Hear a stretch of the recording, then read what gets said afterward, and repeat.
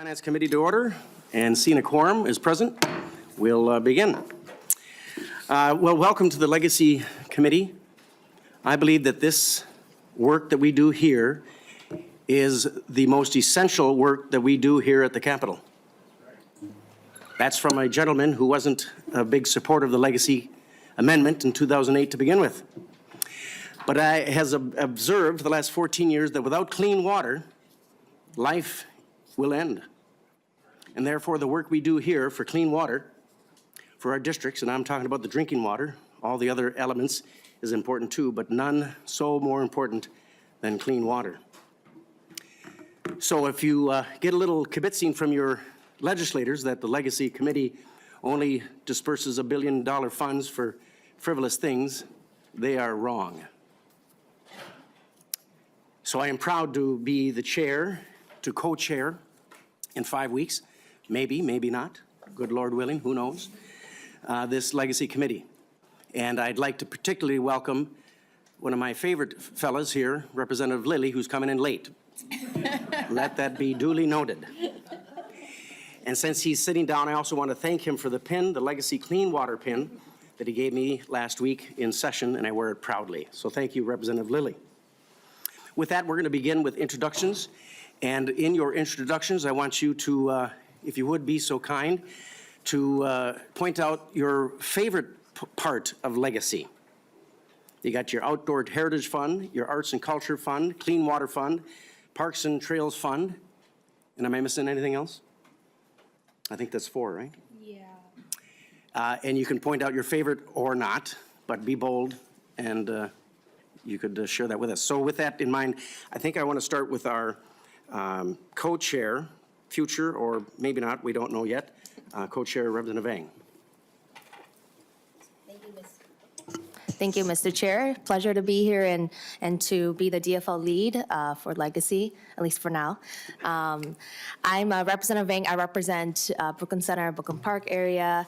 This is my second time on the Legacy Committee, but I've always heard a lot of great things about it, and we get to talk about lots of fun stuff that not a lot of people get to in other committees.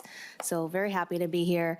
My favorite part of Legacy, within those 4 categories, I would have to say perhaps the Arts and Culture Heritage Fund.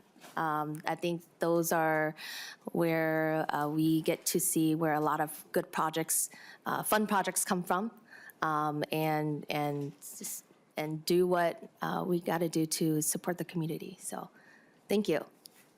Very good. Well, just without me interrupting, let's just go down the line here. Representative Lilly. Thank you, Mr. Chair. I guess probably my favorite is our staff.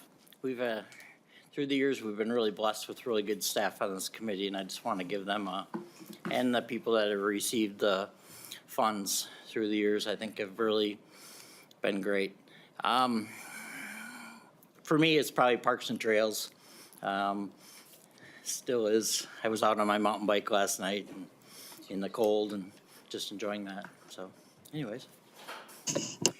Representative, before you begin, I left out the 5th one, which is Environmental and Natural Resources. Thank you, Chair.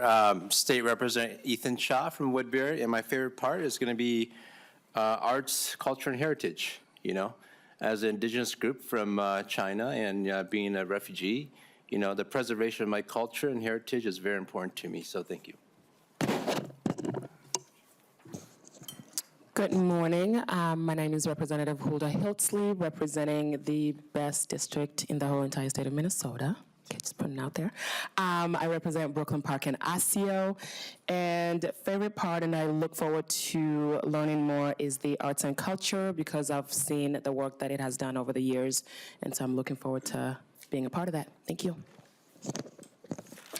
Representative Samakab Hussein from St. Paul, Senate District 65, welcome. Part of my district, and it was fun being Legacy for the last 2 years, and clean water, parks, and arts, and it's a fun committee to be with, and looking forward for us to work together again. Good morning, Mr. Chair. This is my 3rd term serving on this committee. I was not on last biennium because it conflicted with my scheduling, but I love everything about this committee. Parks and Trails, Environment, Clean Water, Arts and Cultural, and looking forward to serving with all of you. Good morning. Thank you, Mr. Chair. Good morning, everyone. I'm Bjorn Olson. I come from Fairmont, Minnesota. I represent just about everything south of Mankato to the Iowa border.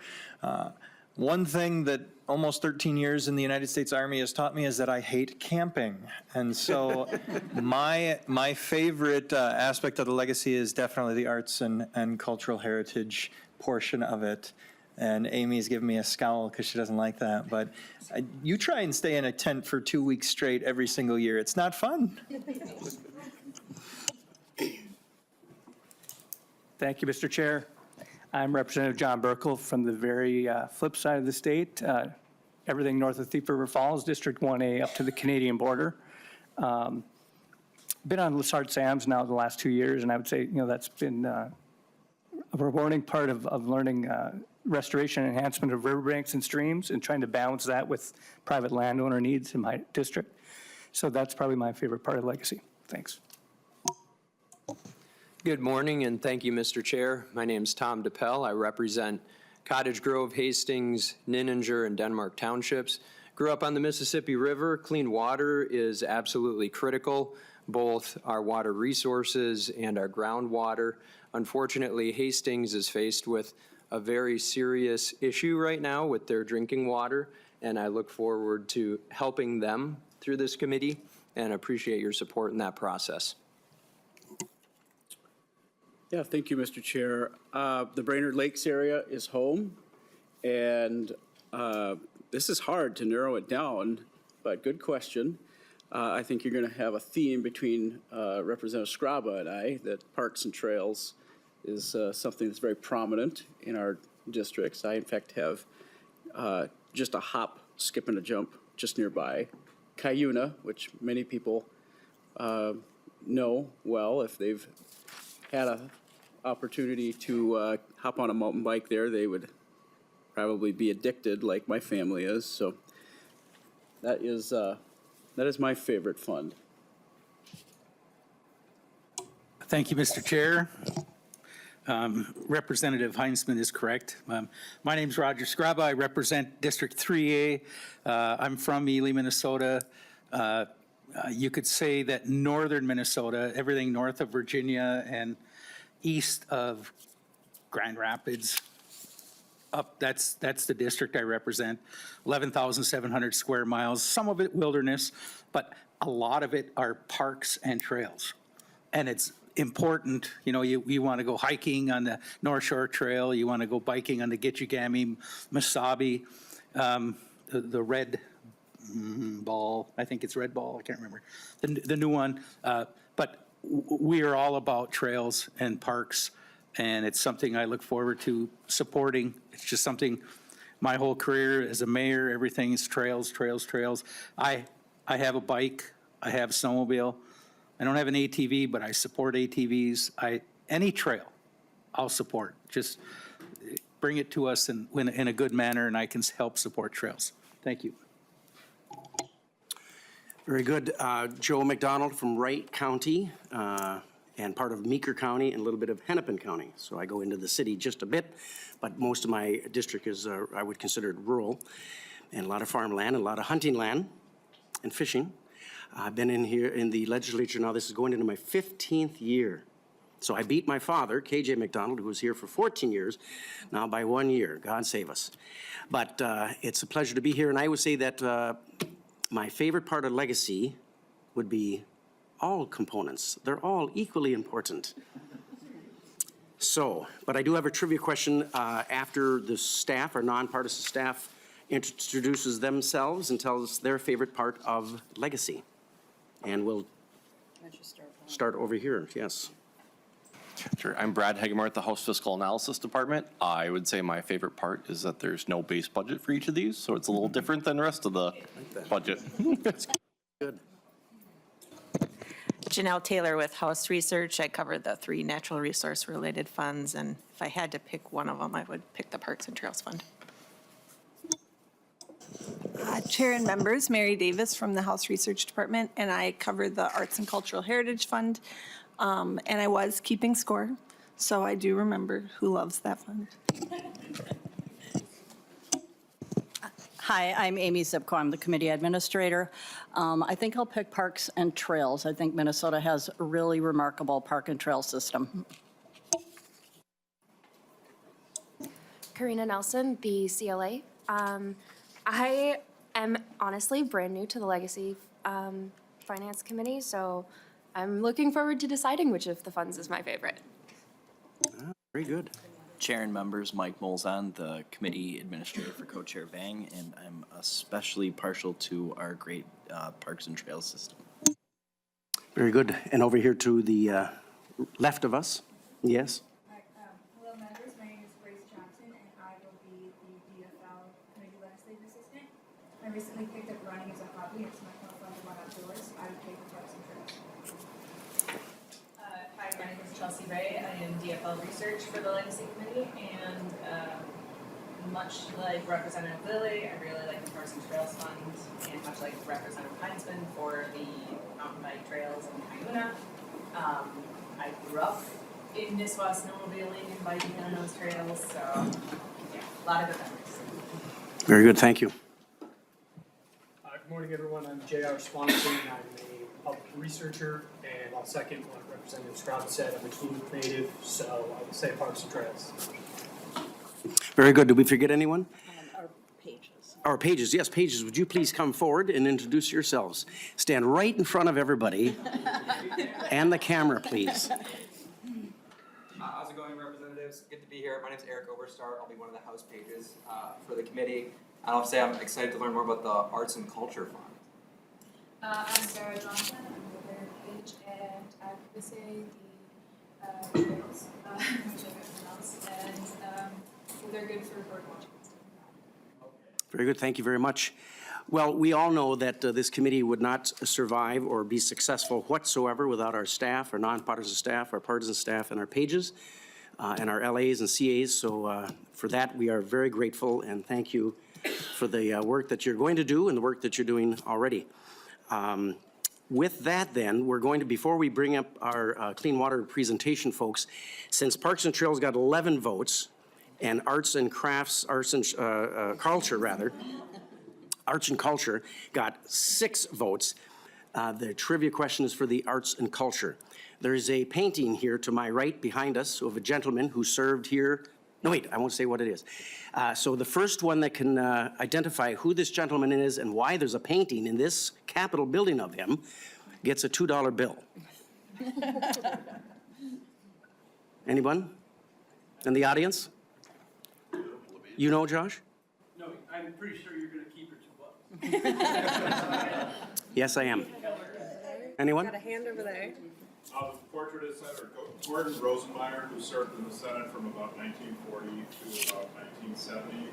He served from Little Falls area, Horsham County, County. And he was a real student of the process of the legislature and how it worked, and he really wanted to improve it. So you think about that period of time, 1940 to 1970, a lot of changes happened in the state in general and in the legislative process. Very good, very impressive, yes. Mr. Chair. Well, Mr. Chair. yes? Mr. Chair. Unfortunately, Mr. Chair. he wasn't quite right. It was 1941 to 1971. So you earn $1. Mr. Chair, I'd like to point out that he's a professional historian. This is his job, and he's already being paid to know who that guy is. Duly noted, duly noted. Yes, thank you. Yes, I agree. Yes, he was a great senator and was responsible for starting the Met Council, of course, from Little Falls, and also Minnesota Pollution Control Agency and the Minnesota Council. So, yeah, very influential. So, and we give homage to Gordon Rosenmeyer. With that, we have our Clean Water Fund, one of the most important elements. Not the most, but one of the most, because they're all important, right? And we have Paul Gardner is with us. He's the administrator for Clean Water Council. And is John Barton here as well? John Barton from Delano. Yes, from my good friend. Trouble today and couldn't make it here. You couldn't make it, okay. Gave me some instructions. Very good. Well, for the record, would you introduce yourself and you can begin your presentation? Very good, Mr. Chair.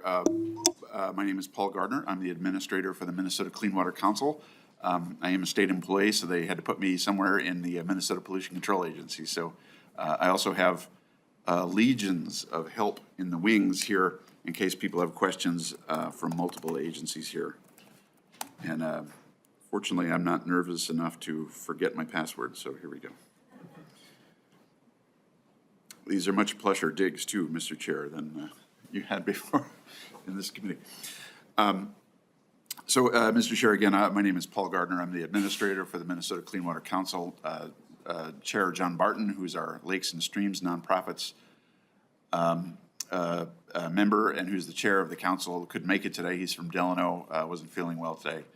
But he did want me to express his thanks for your consideration of the council's recommendations for the next 2 years in fiscal 26 and 27.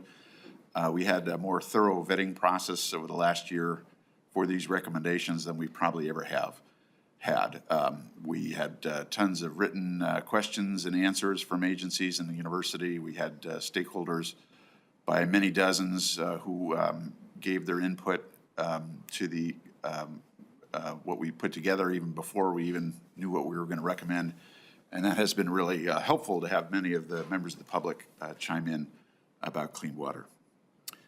Mr. Chair, I clocked this out at 20 minutes, but I know that if you have questions, you guys will just stop me, and it's your committee, so you can cut me off or speed me up, whatever you'd like to do.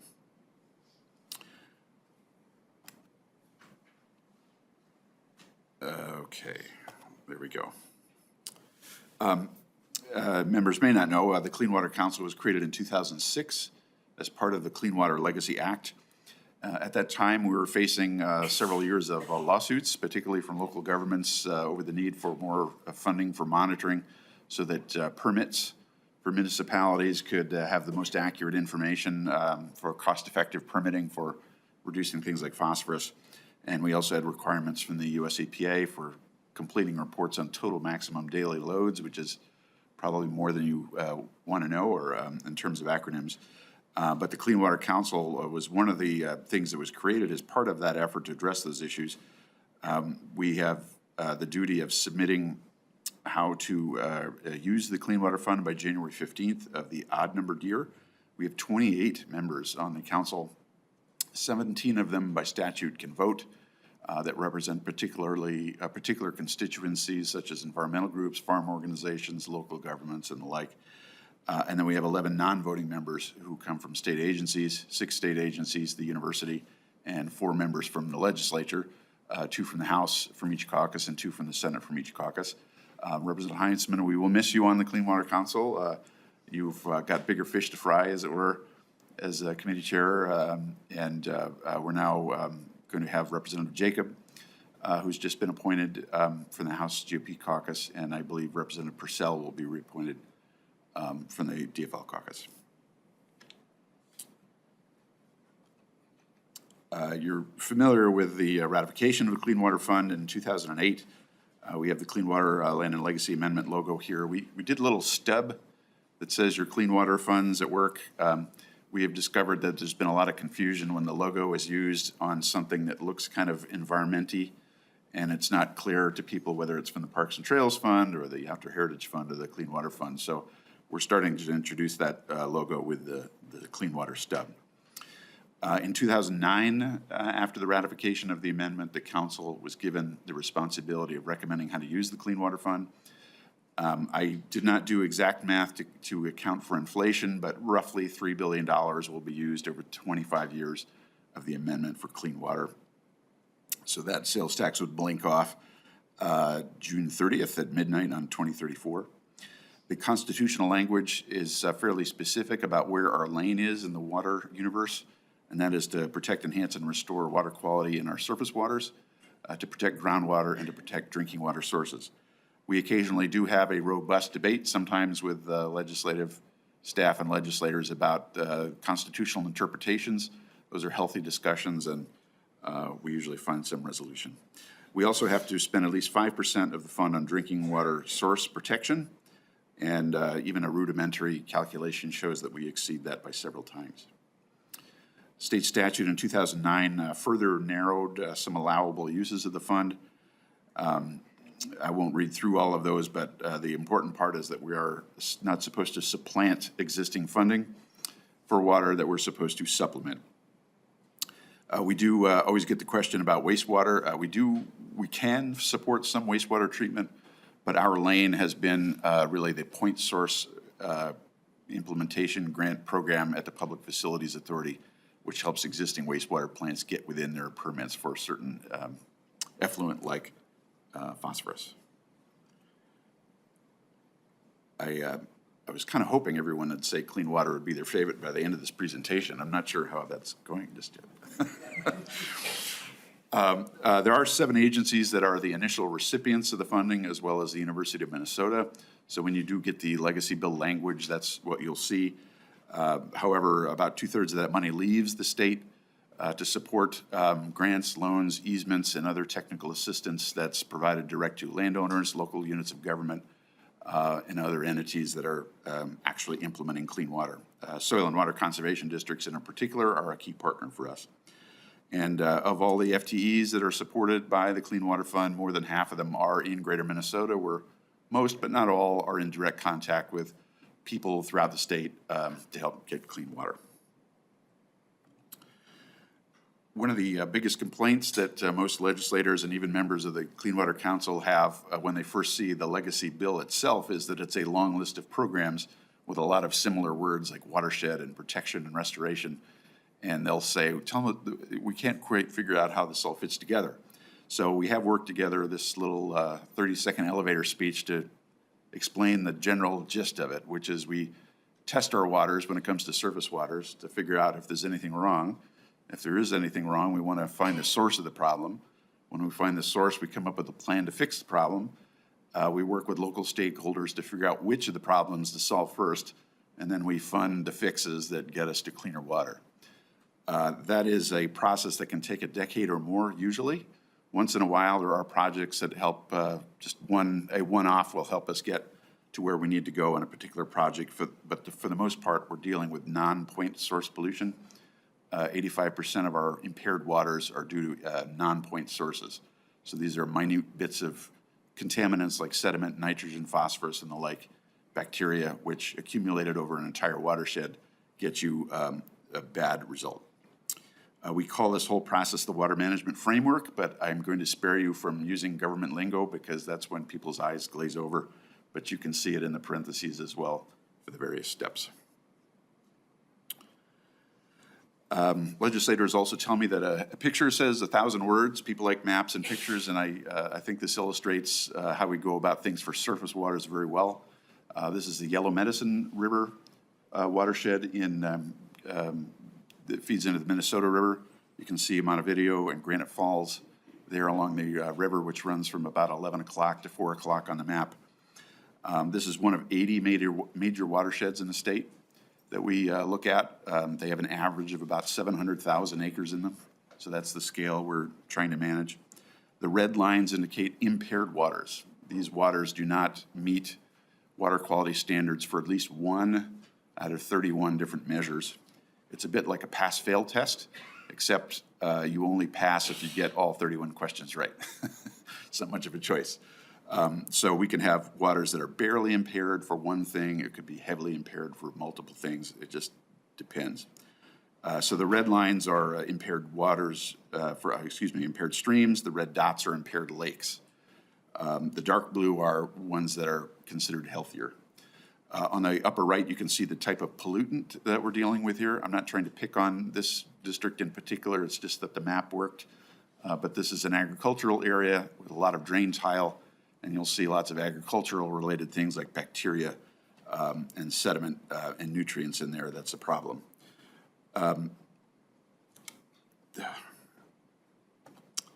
Now, this is a dull looking table, but this is what the Clean Water Fund helps us figure out, which is if you do a certain number of projects in a watershed that we have in this summary table and do them by a certain date, you should get the desired water quality results. And we actually have an idea of what it will cost to do it. That is an extremely powerful data set, and we usually project out 10 years. So we have an idea in all these watershed plans what we're going to do, and what it's going to cost for the next 10 years and what outcomes we're going to get. What that means in the Yellow Medicine River is that we have lots of green triangles. I know that doesn't make a lot of sense, but there's a correlation between where we're spending money from the Clean Water Fund on what we call implementation funding, where the problem is. So we're not doing this in a random sense. We're actually targeting resources where we know the problem is and where we'll have the greatest likelihood of success. I should point out that the plan to finish this was done in 2017. The initial monitoring that was started in 2010, and now we're monitoring to see whether this works. So this is a lengthy scale. My agency colleagues talk about how we play the long game here. That's why the 25 years of the amendment is so important, so we can do planning over multiple years. For drinking water and groundwater, our logical process is very similar. I use Verndale here in Wadena County as an example because the map illustrates things very well. The municipal boundary is the gold line for the city of Verndale. Highway 10 runs through the district, and there are two wellheads alongside there. The groundwater moves to the northeast. And so anything that's in that blue area can contaminate the well at some point soon. The problem is that it extends beyond municipal boundaries, and so the city doesn't have a lot of control over protecting their drinking water supply for the land outside. So using the Clean Water Fund, the Health Department and the local water utility work together to create what one of Representative Heinzman's favorite acronyms, the DWSMA, the Drinking Water Supply Management Area. There are more than 900 of these around the state. Within that DWSMA, then agencies work together with the utility and landowners to figure out the most mutually beneficial arrangements so we can reduce the potential flow of contaminants like too much nitrate or manure into a well sometime within the next 10 years. That data is really powerful, and then we also support grants for half of the requests that municipality has to fix the problem. That could be cover crops for the area outside the town for the farmer to figure out how they can still make money and protect water quality. It can include removing old fuel storage tanks, educating residents and businesses about spills and the like. And we're almost all done in coming up with the plans for all 900 plus of these. In terms of geographic distribution, I can't tell you how long it took to get this map put together, but this lists three of our largest programs at the Department of Ag, the Department of Health, and the Board of Water and Soil Resources. We have projects that cover the entire state, including the metro with a heavy density of work there.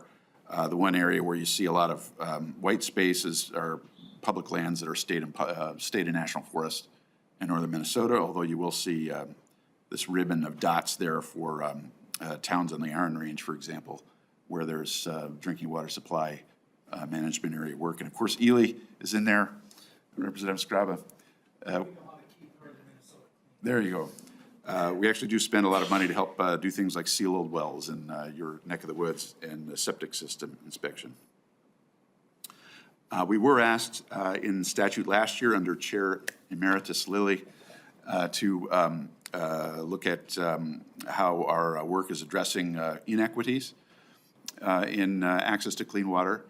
And we have noted that you can have disparities in access to clean water because of where you live and what your income is. Doesn't matter whether you live in the core cities or the suburbs or greater Minnesota. If you are unable, for example, to afford a water treatment system, you may not have access to clean water, as an example. But I have a couple of examples of where we are doing things to give people equal opportunity for clean water. So in concert with bonding, of course, which is the biggest source, we also help support affordable water and sewer bills in a lot of small towns in greater Minnesota. We've helped a lot of communities, some unincorporated, that are under-sewered or unsewered, get a plan together for what they need to do to ask for money from the legislature, for the Public Facilities Authority for a bigger solution or federal money. We've helped about 36 communities do that. We've made new appropriations for tribal governments as well as non-governmental organizations, 501c3s. So we just had a grant round close for the second time to find new ideas that aren't just the usual suspects in government coming up with solutions. We want to look for new ideas wherever they may be. Our state agencies are required to consult with our tribal governments wherever issues affect them. And while we don't generally have a consultative relationship with the tribes, the agencies we fund do. We've also worked with the Met Council, helping some low-income communities deal with leaks and more efficient fixtures using the Clean Water Fund. Low-income households can qualify for a grant to replace septic systems. This has helped in not just the 7-county metro area, but greater Minnesota. Not all counties participate, but sometimes it's more expensive to replace a septic system than the value of the property itself. And in many cases, it may just, it's faster to solve the problem with a grant. We also have a new program to provide free well testing for nitrates for every private well user in the state over the course of 10 years. And we're focusing on nitrates in southeastern Minnesota to begin with. We do have a policy platform. That is in the last couple of pages of the abridged version of the recommendations that you have in your packet. The council acknowledges that the Clean Water Fund isn't going to solve everything. So we have some policy statements that assemble things that in some cases we are doing already, but has never been recorded in one place. This is one of our coordinating roles as the council to pool together the efforts of all the agencies simultaneously. In the drinking water source protection area, we have a new statement that encapsulates what the state is either required to do or is choosing to do with our support, and has been really helpful. We've also touched the third rail of drainage.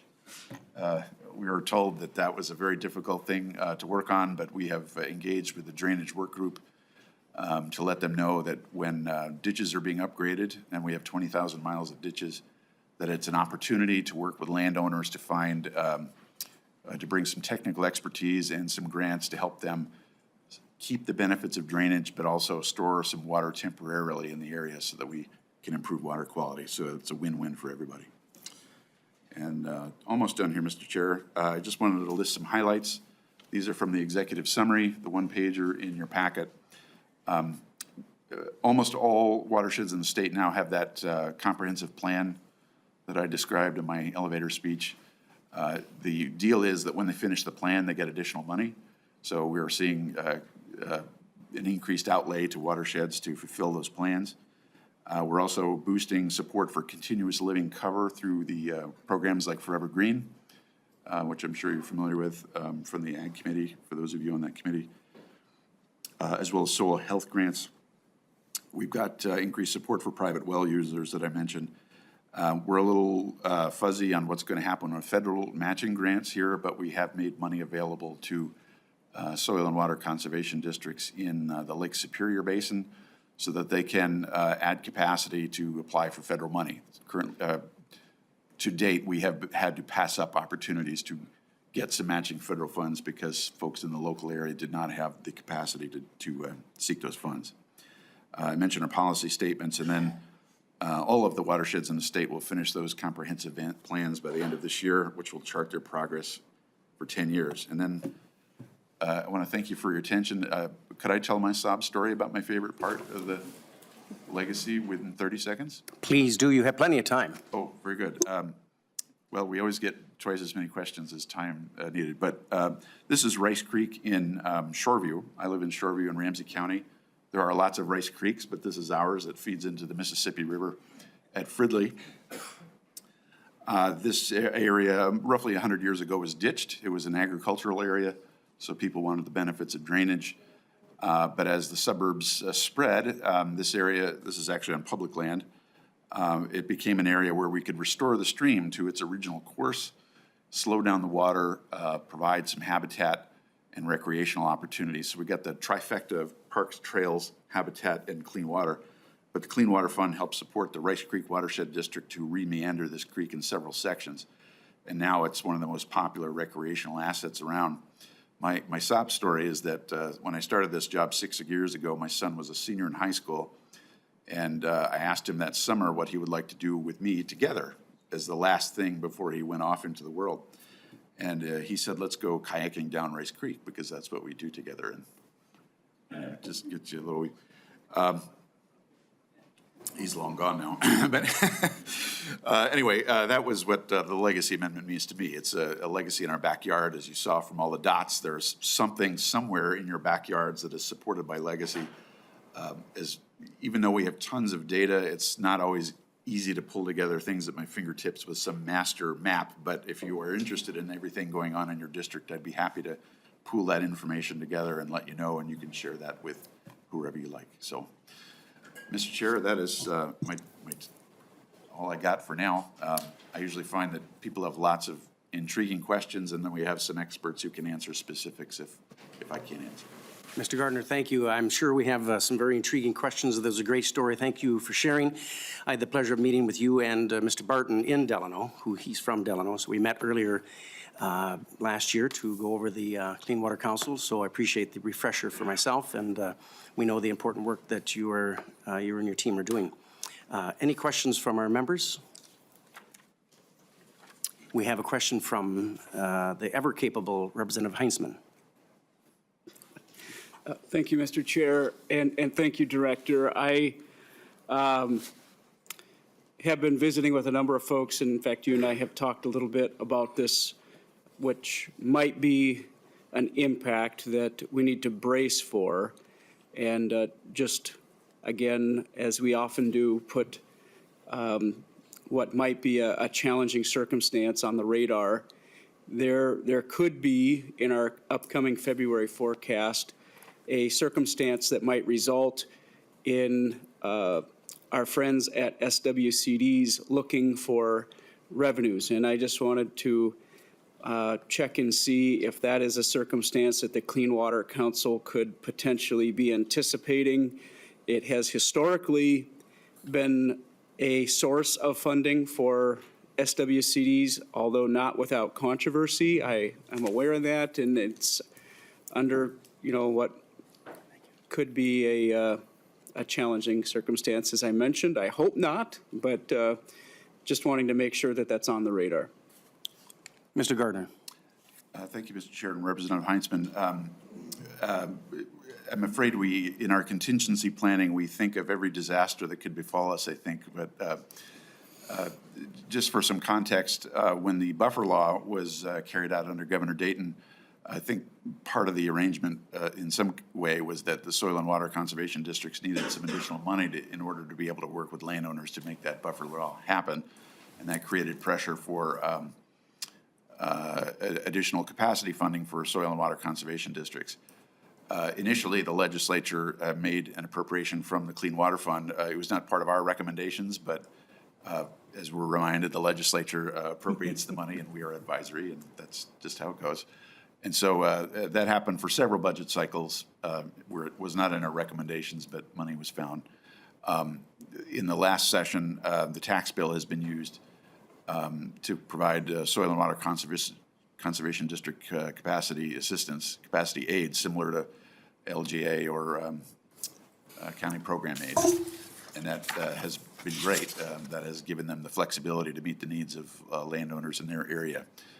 If that were to revert back to the Clean Water Fund, if it's something that's been funded by the general fund now, my guess is that some might see that as supplanting.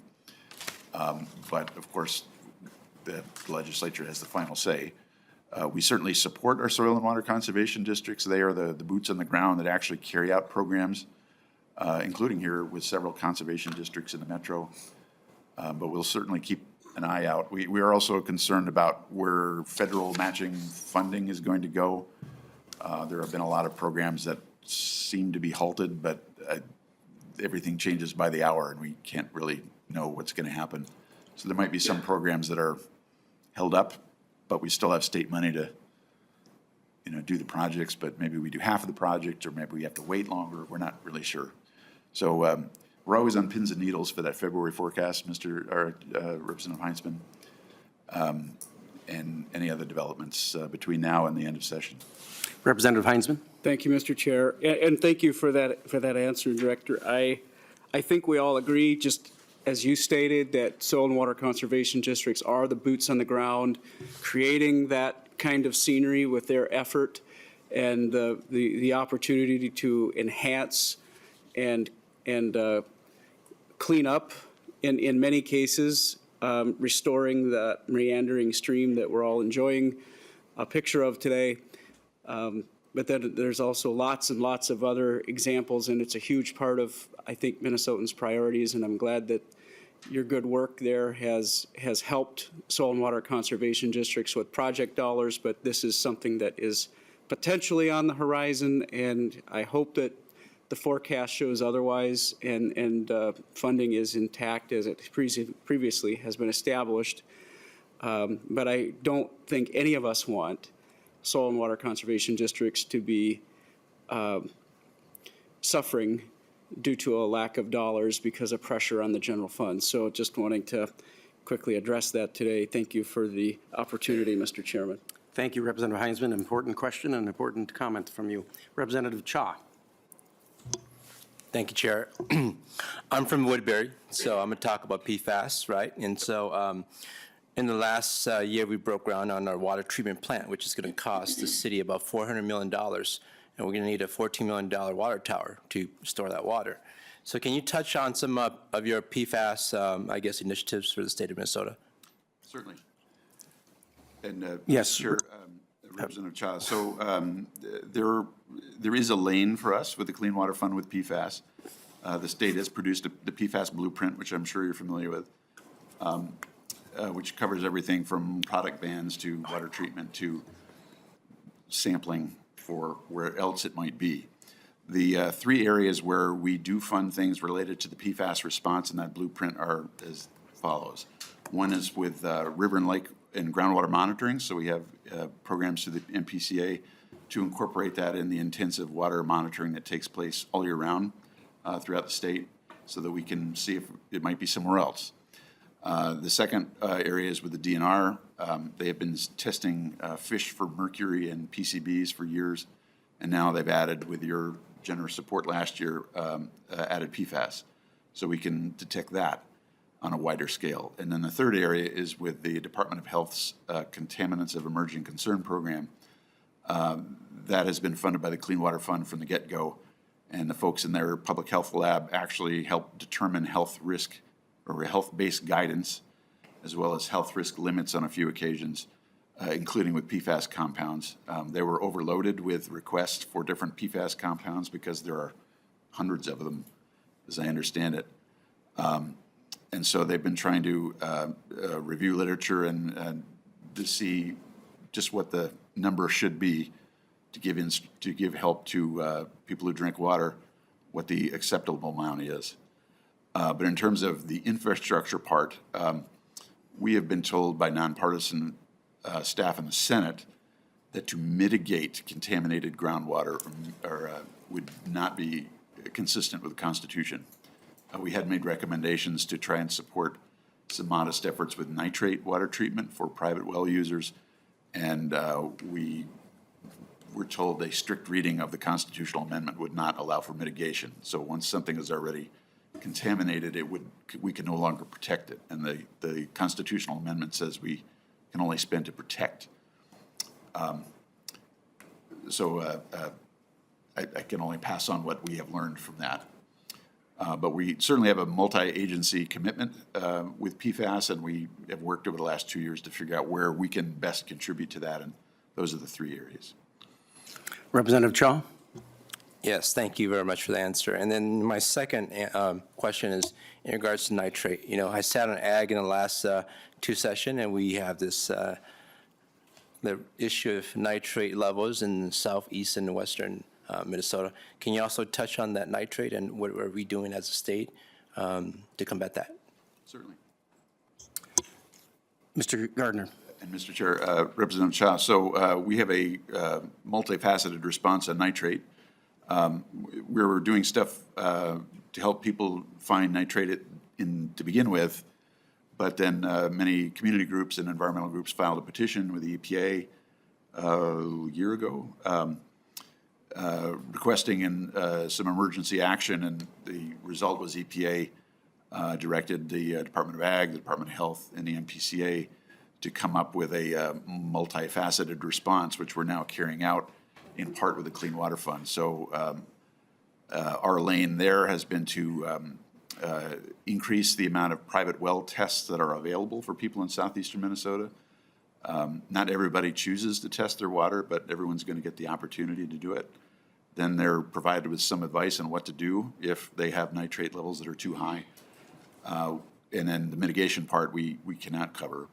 The MPCA, not through the Clean Water Fund, but on their own, has been modifying the feedlot permit, which involves the land application of manure. So there are some tighter restrictions on when and how you can apply manure in certain places at certain times where the groundwater is vulnerable. And then Department of Ag and, of course, the Board of Water and Soil Resources have been working with landowners, those applying manure and commercial fertilizer, to help them figure out how they can improve water quality for surface waters as well as groundwater and drinking water, and also make some money at the same time.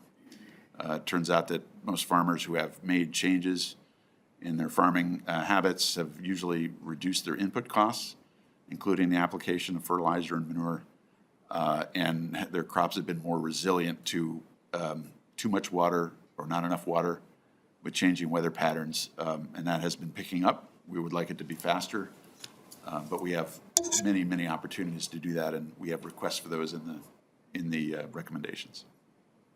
Thank you, Mr. Gardner. Representative Chaw to continue. Sorry, Chair, I have one more question. You don't since have to we have a lot of apologize. time. Absolutely. You know, as we see, we're having a lot of water issues throughout the United States, especially in California and, you know, in Colorado with the water drying up. Can you give us a quick snapshot of the health of our access to water in the state of Minnesota? Mr. Gardner. As a history major, Mr. Chair, I'll give maybe a broadest description, but the DNR can certainly fill in on some details. Generally speaking, if you compare us to other states, we are water abundant. There are certain corners of the state, like in the far northeast and the southwest, where the bedrock is very close to the surface and there just is no place to get water. Fairmont is the one area I was thinking of, where in the points west, where it's just hard to store water in the ground. We obviously are interested in the protection of the Mississippi River. We have a strategy to protect several 100,000 acres of land, that if we do that through a variety of funding sources, we can protect high-quality water in the upper Mississippi headwaters indefinitely. When it comes to PFAS, I've mentioned that, and nitrates. Are you talking about availability? You know, there are spots in the state where water may be hard to come by, but we also have groundwater mapping that's been going on for some time. The Environment and Natural Resources Trust Fund and the Clean Water Fund help support the county geologic atlases. Those will be done in about another 8 years or so. And then groundwater atlases are done after that, where we can actually determine the behavior of the aquifers and not only which way they're going, but volumes and where the constraining geologic layers are. And there's even some watersheds where there's the University of Minnesota's Geological Survey is doing three-dimensional mapping. So we have more capabilities than our peers in other states. Vigilance is really our key tool here. We're not Arizona or California, fortunately, where it rains once, you know, a couple times a year, or in a monsoon. Things are more critical, but we have seen very wet years interspersed with very dry years, and that's causing some whiplash, occasionally well interference from irrigation in dry years that the DNR can deal with using the permit authority they have. So there's a whole range of things. We have a couple of pages in the full recommendations online that describe what we're doing on groundwater generally. And I always should, the Met Council will be mad if I don't mention that we do spend some money to help people, including in Woodbury, which has done very well, to reduce excessive water use in irrigation. I think they're reducing water in Woodbury by something like 20 or 25,000 gallons per household when they help get better irrigation controllers, which are sometimes supported by the Met Council through the Clean Water Fund. So, Representative Cha, anything else? I hope I've pandered enough there. No, thank you very much for the response, and thank you, Chair. Thank you. A very important question, PFAS. My son, Aiden, who's 19, is very into health, food, and science, and he's been warning me for years not to use metal on our Teflon plates and, what do you call it, pans. And it's very important. I get it now. after being on clean water, or the legacy, do not use metal on Teflon, or Teflon that at all to be cooking your food, right, Representative Heinzman? So thank you for the question. Yes, we have Representative Lilly. Thank you, Mr. Chair, and thank you, Mr. Gardner. Thanks to the Clean Water Council and to you for, I understand there's a possible transition in your role in the future, and congratulations, but thank you for all your work that you've done in that role. So we have a few new members, so it's interesting, might be interesting for them to go back to the data, that was so important that we established data on all these watersheds. And maybe you could speak a little more to that. I think it's important for people to know, because for years before Legacy, we really didn't have that data. And so you've been able to get that. And then that became a frustration for some of us, as you know, then let's get to work, right? So, and now you're very much into the work phase. But if you could just quickly speak to the data and how that came about, and now that you have that, you had that nice chart, but if you could just give it a couple more thoughts, Mr. Gardner? that'd be helpful. And Mr. Chair, Representative Lilly, so an initial focus with the Clean Water Fund was to do monitoring around the state. When it came to surface water quality, the way it was put to me is that we were pretty much responding to complaints. If we needed to look for something, we didn't have an idea of which waters were healthy and which ones were not, and to what degree. Today, we have what some people call a world-class monitoring system. I'll take them at their word, so that we actually can diagnose problems a little more thoroughly. I compare it to a little bit like doing a physical at the Mayo Clinic, as opposed to getting your vital signs checked at your local general practitioner, where you get a more comprehensive look at everything from the geology and the groundwater to soil types, slope, the history of the land, and the like. I think sometimes we have given people the impression that we keep increasing monitoring, but all of the science, not just the monitoring, but the fish and the like, is only taken up about 15% of the fund throughout the whole length of the fund. One of my counterparts, Mr. Johnson at the Outdoor Heritage Council, said we were lucky because we actually had monitoring data to see if the fix worked. So we actually can look years down the road to see if the restoration and protection strategies we're using were actually working. So that's something that other states don't have, and they get all upset when we go to conferences because they can't do what we can do. So our problem right now, if it's a problem, is that we have information about outcomes also, but to the average person, it is kind of not very accessible. And it's in a lot of different places. So we're trying to figure out how we can best visualize the data that we have to show how things are working, like having a dial that says we're 70% of the way there, or we're using, instead of talking about parts per million and percent risks and standard deviations and that sort of thing, we could have something that the average person could understand. So that's actually our mission for the next couple of months on the council, is to work with the agencies to figure out how we can pool this information together in something that makes some sense. I do want to mention we have a new story map on our website. If you Google Minnesota Clean Water Council, there's a nifty story map that's sort of animated that helps explain my little elevator speech, but shows particular projects that we use. And we really needed something to explain at the average person level what our strategy is. So. Representative Lilly?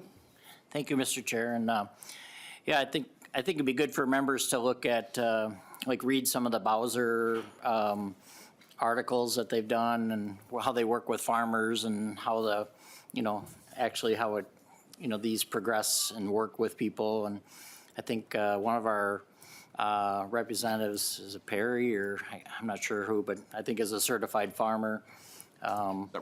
Several, okay. Did Hanson make the cut, or no?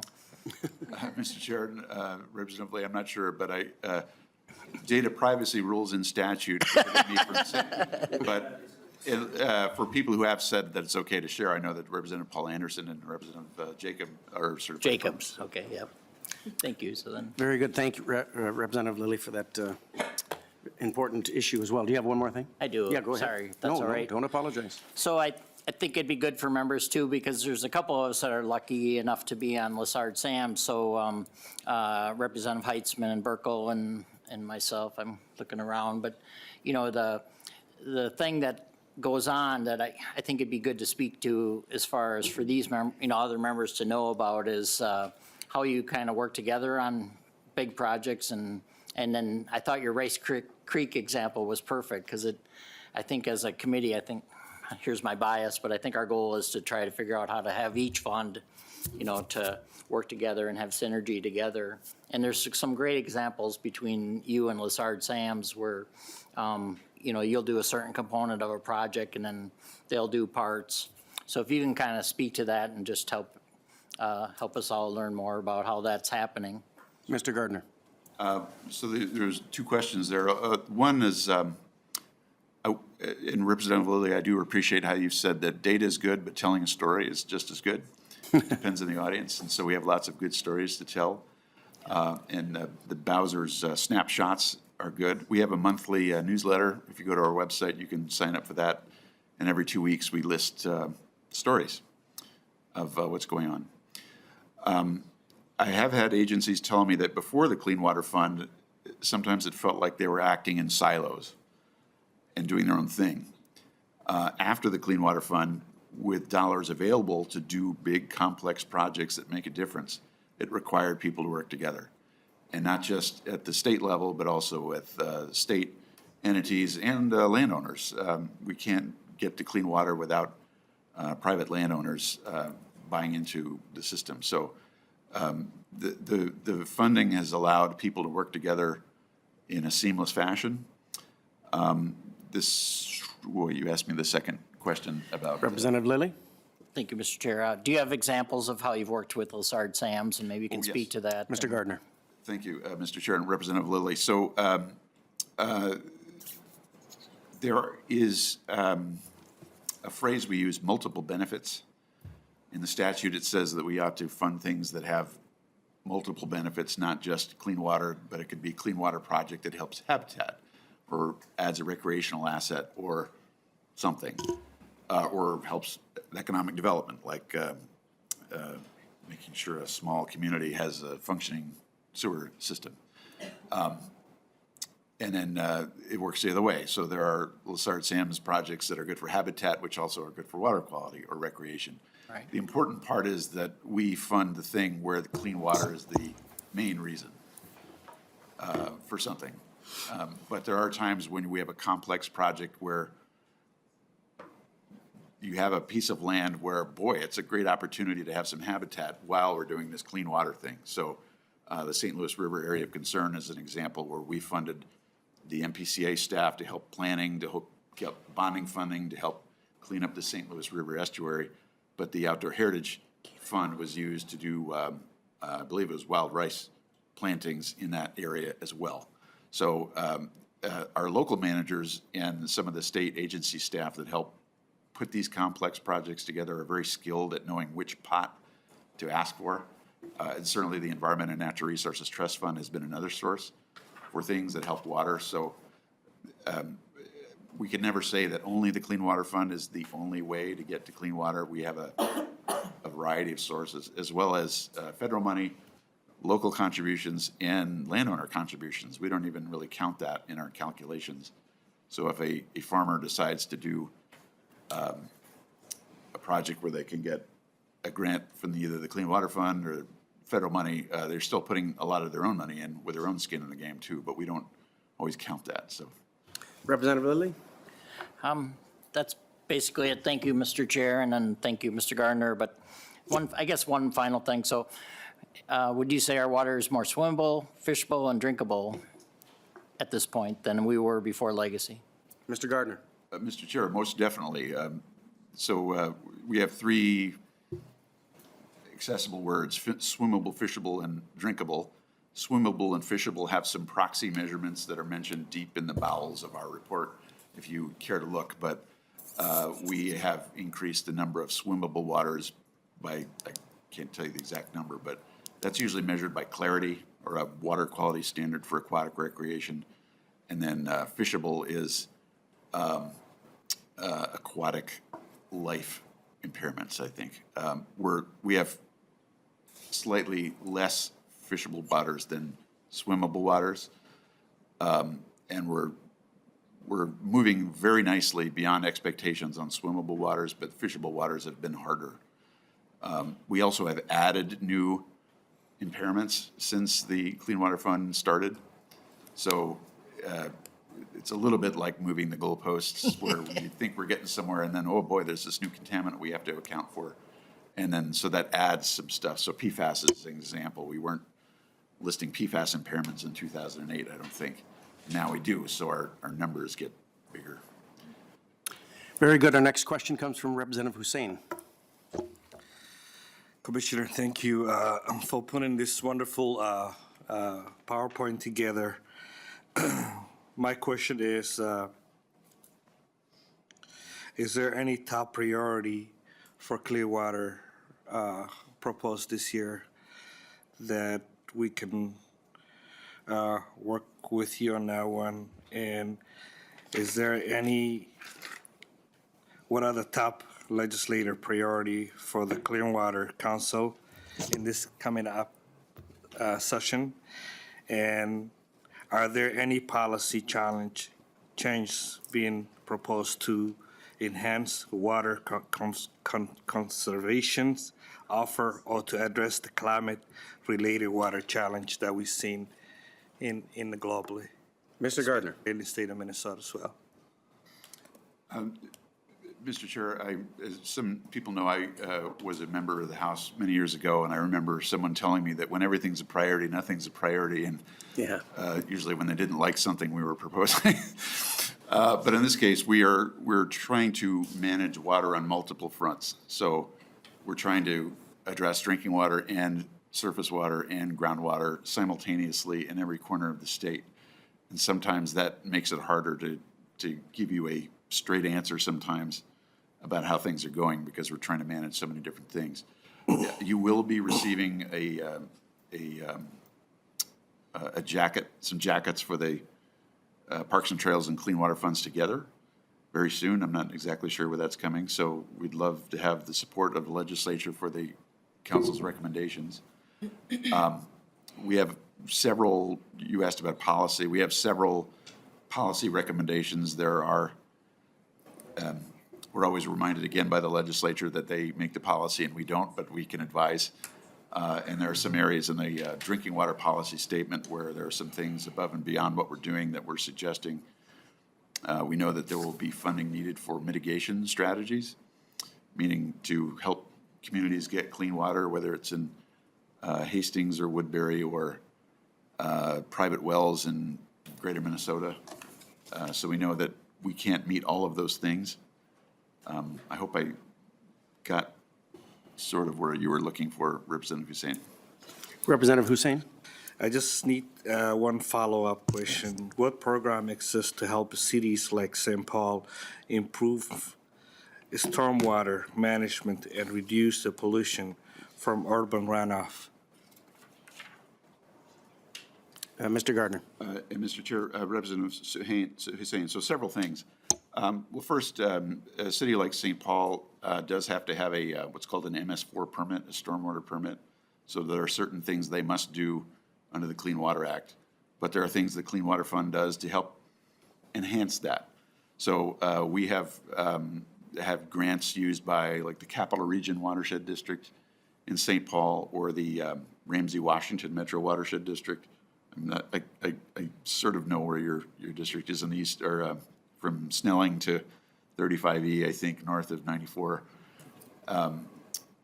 We have helped cities that have a very small footprint where you can't do a lot of bulldozing to start over, to help install stormwater filtration systems so that water can settle out. The biggest one I can think of in St. Paul is the Highland Bridge development on the old Ford Motor Company site. There's a lot of money being invested there, but $7 million of that came from the Clean Water Fund through the Public Facilities Authority to help all the water coming from that Highland Park neighborhood settle out in an underground chamber so that the water coming into the stream that's in that chiseled limestone creek there is considerably cleaner. And when you go down to Hidden Falls Park where it flows under the road, there's another storm drain coming from the rest of the neighborhood that isn't treated, and it stinks. So it shows the value of those settlement things.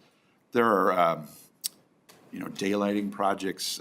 Trout Brook Reserve I believe in your district is an area where the railroad put a creek into culvert so they could build an industrial facility there for 100 years. And that's gone, and so the watershed district with the Clean Water Fund helped daylight the stream, took out the culvert, created a park out of it, and Senator Hurd tells me he bikes in there regularly, and that is helping improve water that's going into the Mississippi River. Como Lake has multiple projects, and this is true in other core cities in the metro and throughout greater Minnesota. Multiple projects from reducing runoff from the golf courses from the parking lots, and they're just almost there at Como Lake and meeting getting off the impaired waters list for phosphorus. So the Capital Region Watershed District loves the Clean Water Fund. They do lots of stuff in St. Paul. Thank you, I appreciate it. Representative Hussein. I just have one more question that's coming from my constituents. How does the Clean Water Council engage local community, particularly low-income communities and PIPACs? So, Mr. Chair. Yes, Mr. Gardner. Representative Hussein, thank you for bringing that up. So we are starting to develop a better public engagement strategy. For years, we have received public input from the people who show up. And as you know, in the Capitol, there are people who are paid to show up and interest groups. And I remember former Chair Ann Lencheski used to say, I'll take public testimony from the people who aren't paid to be here first, and then everybody else after that. We're a little bit like that, where we have people who give us input on where we're going, but we have not had a good strategy for how to reach out to the people who aren't paid to be there and to have a more proactive public engagement strategy. We have some new members who are really pushing us on the Clean Water Council to do this. We have done better with the tribes, I would say, because there's an intergovernmental relationship there. But we would love to talk to any community groups in your area, in any of your areas in the state, on how we can get your ideas before we start to make the next set of recommendations. Because 2025 is our time to do a deep dive and figure out what is on people's minds. Representative Hussein, anything else? Okay, we have Representative Vang, and then on deck is Representative Hiltsley. Thank you, Mr. Chair, and thank you, Mr. Gardner, for your presentation. Perhaps could you give us a refresher on what's the Clean Waters Council's process of making these recommendations? Like, do these agencies submit requests to you guys to sort through? And if the demand is higher than what we can fund, if that's usually the case? Good question, Representative Vang. Mr. Gardner? Thank you, Mr. Chair. Representative Vang. Yes, so it takes almost a year to get through our process. It can seem kind of slow, but it's very thorough. And of course, your budget-making process is much more condensed and intense.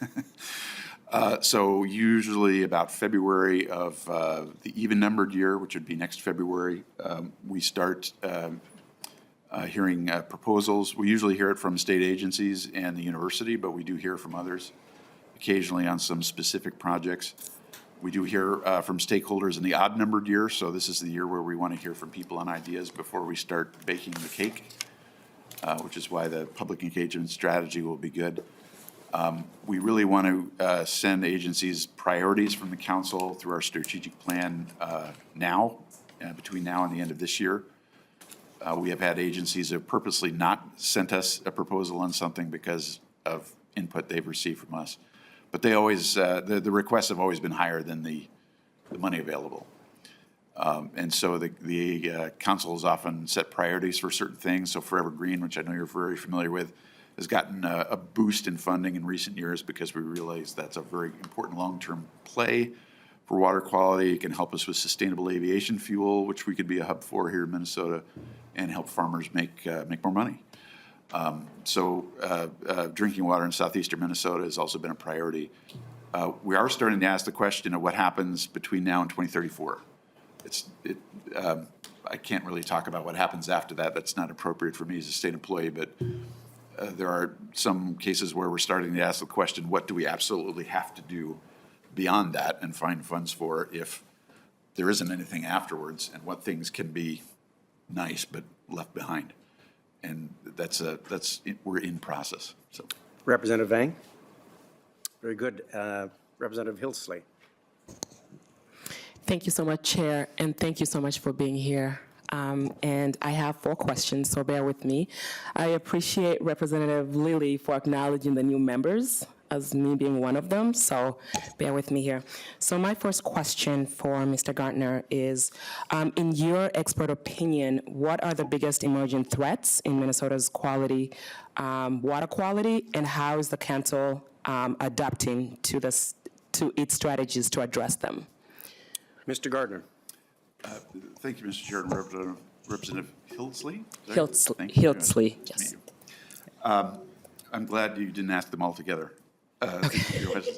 So emerging threats are always there. There are threats that we were not evaluating in 2008 and 9 when the amendment started that we are looking at now. PFAS, of course, is on a much larger scale. I have multiple ways of answering that question. So we have something called contaminants of emerging concern. These are often contaminants that are being found in our water. They're nominated in a process to the Department of Health for evaluation.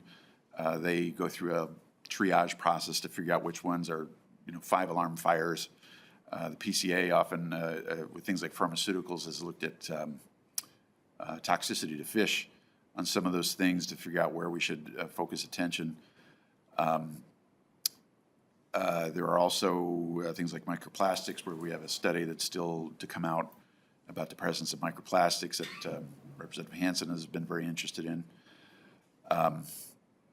So because of that monitoring network, we can find more things. And the more things you find, the more questions you have. Yeah. When it comes, we also have things that I would call early warning systems also. So we have monitoring wells that the Department of Natural Resources has around the state. There's about 1,200 monitoring wells where they can look at things like water levels to see if there's anything that's a potential threat to, say, aquifers in a particular area where wells might dry up for people. We have ambient monitoring networks for the PCA where they look at water quality to see if there's anything unusual going on. So we have ways of detecting things that are coming in a way that other states do not have. They wait until the crisis hits. There are other things that lottery money is helping pay for, like looking at biosolids. That's something that's of concern because there can be PFAS in biosolids from the stuff we flush. Pharmaceuticals, those are emerging concerns where we're not really sure what the threat is yet, but that isn't necessarily in our bailiwick, but others are looking at it. Awesome. All right, Representative, your second question. Thank you, Chair. All right, I think you cut down my questions to 2 now instead of 4. 3. So my next question is, how does the council ensure that Clean Water Fund prioritizes communities that are most impacted by water contamination, such as rural areas and historically marginalized communities? Mr. Gardner. Thank you, Mr. Chair, and Representative Hillsley. That's nice. Several of the agencies have tools that are available to us to help figure out where the disparities are. So, for example, the Pollution Control Agency has an environmental justice map that they revise regularly for 3 factors, and one of them is income, as well as a certain percentage of people of color and a certain percentage of households with an income below a certain level. They're not always, sometimes they're together and sometimes they're mutually exclusive, but there are census tracts like that all over the state, urban, rural, suburban, that fit that. Those criteria are being used in some cases with some of our grants. So I was on a review panel for chloride reduction, where we helped to figure out how to reduce chloride that's getting in our wastewater that can cause a problem. And environmental justice, you got a few extra points in, actually it was the submissions from Greater Minnesota that had the environmental justice census tracts in them. So I think it's sometimes counterintuitive. So we're starting to use that as a criteria for evaluation. I did mention, well, in the last few pages of our full recommendations, not the abridged version you have, we have information about our collaboration with the tribes and with 11 tribal governments, and also I just call it an equity assessment to see how we're doing. We know that we need to grow that a little bit, but there certainly is a recognition by all state agencies that some communities have borne the brunt of environmental pollution more than others. And so we want to make sure everybody has access to clean water, and we evaluate that in lots of different ways. So, All right, Representative Hilton. Thank you, Chair. Last one. So from our end, are there any areas where you see a need for legislative support to strengthen oversight or improve transparency in clean water fund spending? Thank you. Mr. Gardner. perhaps I could ask you to ask that again to make sure I got it right. Representative Hiltzley. Yes, thank you, Chair. Are there any areas where you see a need for legislative support to strengthen oversight, or improve transparency in clean water fund spending? Mr. Gardner. Thank you, Mr. Chair, Representative Hiltzley. I know that accountability and transparency is a hot topic this year, which is great. I can tell you that we measure things like crazy and evaluate effectiveness, particularly on the outcomes. So we have folks who model what the desired output will be or the outcome. We have computer modeling, for example, if you're doing a stream restoration, to know with some reliability how many tons of sediment you'll avoid having go downstream and how many pounds of phosphorus that won't end up in the water. And then we're constantly, not me, and thank you for calling me an expert, I'm not an expert, but our state folks and our local partners use everything from LiDAR to something we call PTM app to help calculate what the impacts will be of the dollar spent. And it's annoyingly transparent if you dig. There's a lot of spreadsheets and things you can look through to see that we're making that progress. In terms of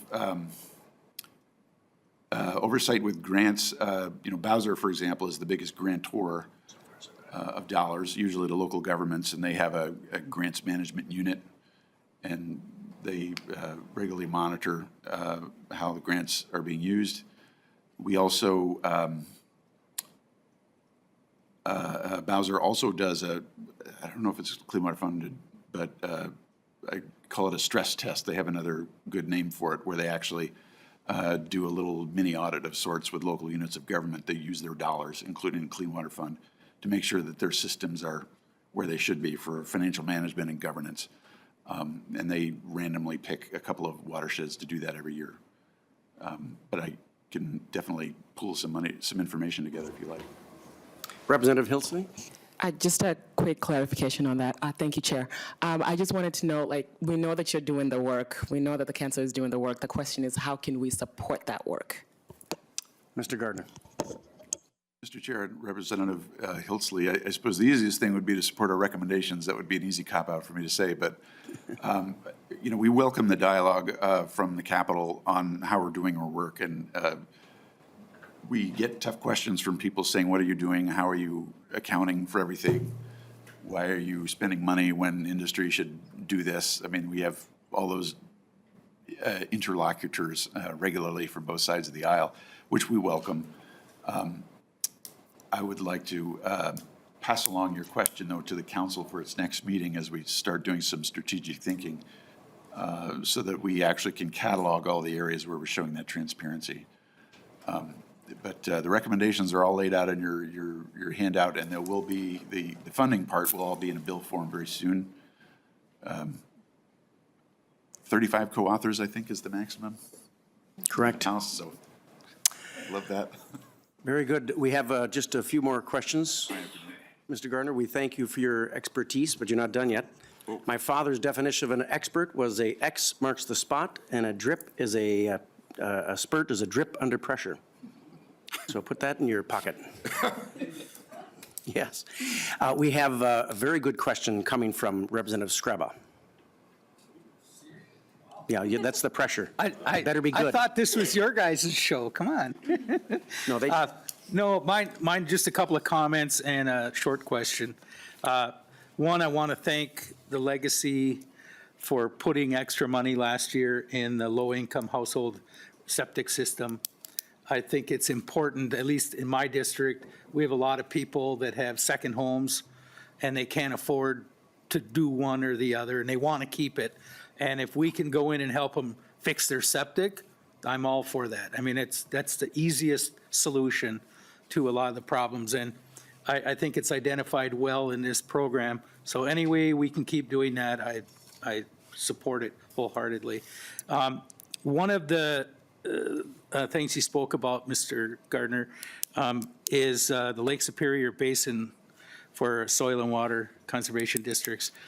Do you remember which districts they were? Was it because I'm working with the north, I have 175 miles of lakeshore in Lake Superior and that I represent, and those folks constantly, looking for this stream and that stream, and they're all worthy projects, good projects, but they tie into a road replacement, they tie into all these little things. And one of the things I like about Bowser's and these sort of districts is, you are correct, they actually are the boots on the ground. These are the folks that actually walk in the creek and put up the stuff to keep the impediments from going in the creek. So I'm just curious which ones you were talking, because it has MPCA after. Are these more in Duluth area or are they the shore? Mr. Gardner. Mr. Chair. Mr. Chair, and Representative Scraba, I'll try and do this without having to punt to the PCA, but any of the soil and water conservation districts in the Lake Superior Basin that drains in Lake Superior, I think, are eligible. So that's Lake Cook, St. Louis, and Carlton, I think. Is that good?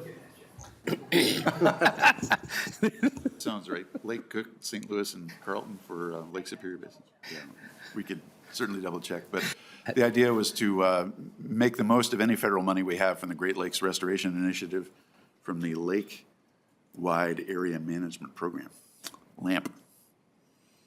Representative Scraba. And I think that's it. I think this program is it's for the most part, everything I've seen in the 2 years I've been here, it works, and I look forward to working with it in the future too. So thank you. Thank you. I should have said Vice Chair, Representative Scraba. He's our Vice Chair. When I am not able to be here or goes afoul, you have to take the realm here. So, Presenting a bill, maybe. Pardon, Representative Heinzman? When you're presenting a bill, maybe. Oh, yes, that's why they do this. Yes. Mr. Gardner, I do have a question. Now, you stated in your comments or your program the percentage of money that goes to actual clean water initiatives. I think clean drinking water was the nomenclature. And I wrote it down, but could you restate what percentage goes to clean drinking water initiatives? Certainly, Mr. Chair. The constitutional language says that at least 5% must be spent on protecting drinking water sources. We did try to do some math on this, and we know that we're exceeding that number, that 5% number, easily.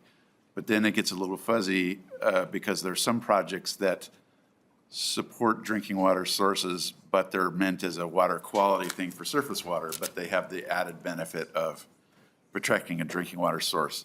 And so I used a wide-ranging estimate, including all of those, where I got to close to 20% of the fund being spent that way. And I was urged to have a more conservative estimate where the direct reason was protecting a drinking water source, and that brings down the number to a lower number, but it's well above 5%. I mean, it's still double digits, so. Thank you. There's interconnections between groundwater and surface water. That's one of the main reasons. You can protect groundwater, and that will help surface water, and vice versa. Very good. Yeah, the 5% seemed awfully low. I'm glad to hear that that's just the number statutorily, but it is higher. Because when this was sold back in 2007 or 6 and 7, when they fought this or, communicated this and marketed it, it was all about clean water, if I recall, and clean drinking water as well. So it is above 5%. Mr. Chair, that is correct. Let me use this example. We do things to help improve water quality in the upper Mississippi headwaters, which have a direct benefit for that watershed. And it has a little bit of benefit, say, for St. Cloud and Minneapolis and St. Paul, but it would be hard to measure it. Is that protecting drinking water? Yes, but it's not the primary reason. So that's where we just really started to get twisted up in knots, trying to come up with an exact number. Very good. Thank you. Any other questions from the committee?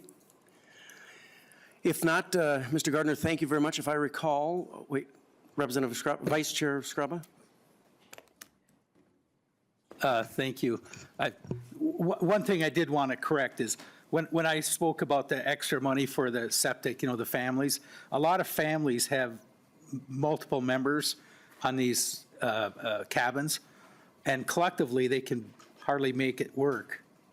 And they're not wealthy by any means. They just want to keep their homesteads, their family traditions, and everything has gone so high that we do help them. And it's not a rich person's game here. It's actually the things I'm trying to protect are the folks that want to be part of that but really can't afford to. And I see it almost every year. I see it happen. So I just wanted to clarify that.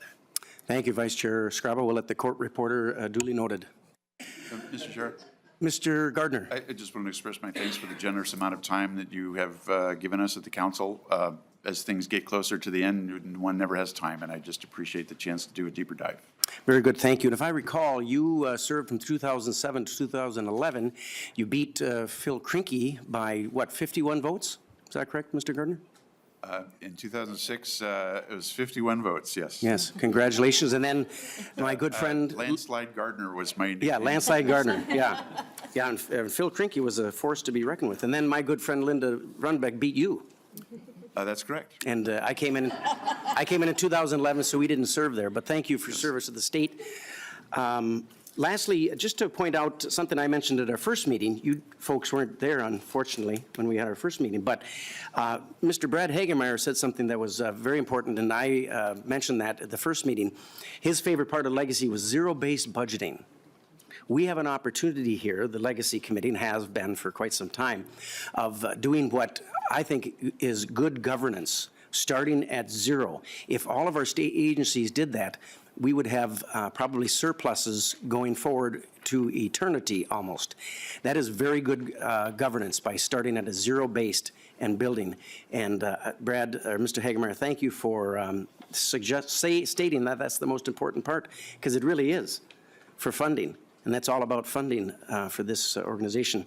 Members, we will uphold and protect the organizations and the 4 entities that bring their suggestions to us, and with respect. But at the end of the day, we all have our own districts and represent constituents. So certainly when you have very important projects that meet those 4 silos in Legacy, bring those to a bill, a green jacketed, because we do want to see and hear. The councils do a great job. But we too have some great important programs and initiatives in our district. So feel free and to get your bills jacketed and bring them to the committee so we can add those to the legacy bill at the end of the session. If there's no other business before this committee, I want to thank the outsiders who are sitting on the stands on the outsides. You folks are doing important work, and we meet with you often as well. Feel free to contact any one of us with your important issues. If there's no other business, this meeting is adjourned.